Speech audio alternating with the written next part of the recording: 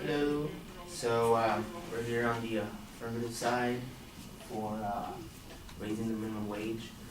So just to kind of go over everything that we're going, we propose that Congress should raise the federal minimum wage to $10.50 on the 3rd of July of 2017, which is just kind of in 2 months. So in 2 months, this will start happening. Congress will do this gradually over the course of 3 years in order to give businesses time to adjust to the changes.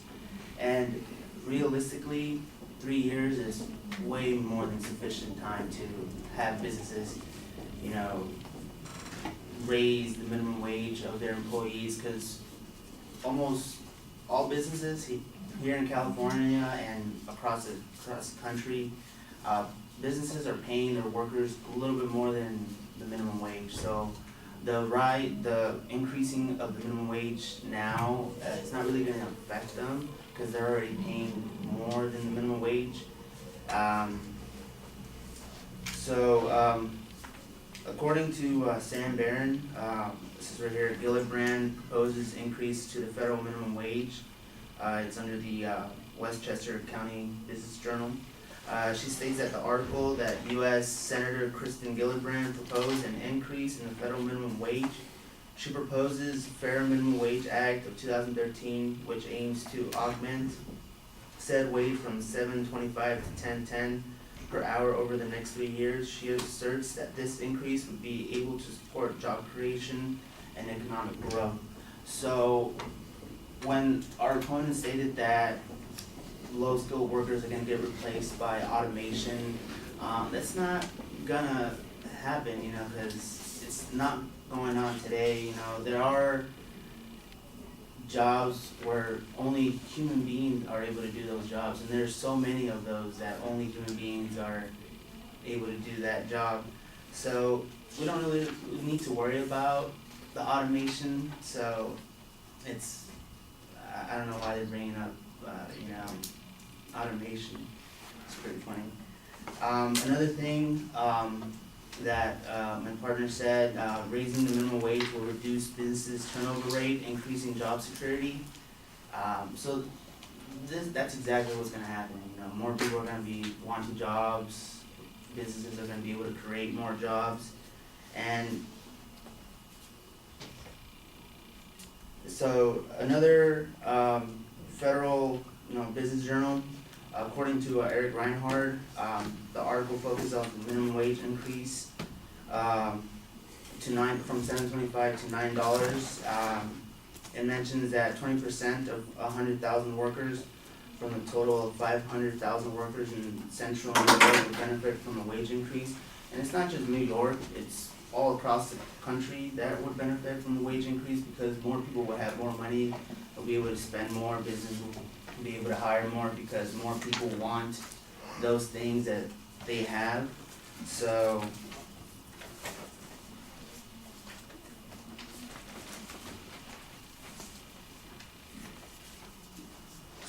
another claim that my partner said, raising the minimum wage will give the economy and working class families a boost.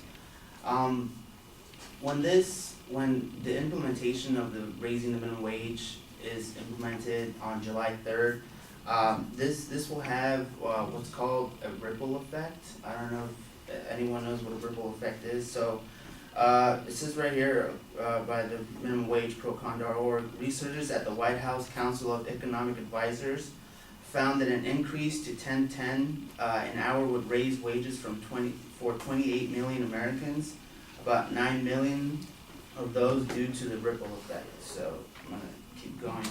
An increase, the minimum wage would have a ripple effect, raising the incomes of people who make slightly above the minimum wage. Melissa S. Kearney, PhD, and Benjamin Harris, PhD, of the Brookings Institute found that increasing the minimum wage will result in higher wages not only for the 3.7 million people earning minimum wage, but also for up to 35 million workers who make up to 150% of the federal minimum wage. So,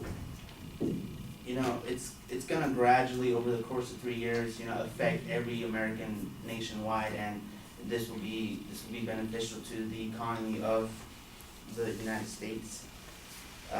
Another claim that my partner gets into is the minimum wage has not kept up with inflation or the rising costs of education and healthcare.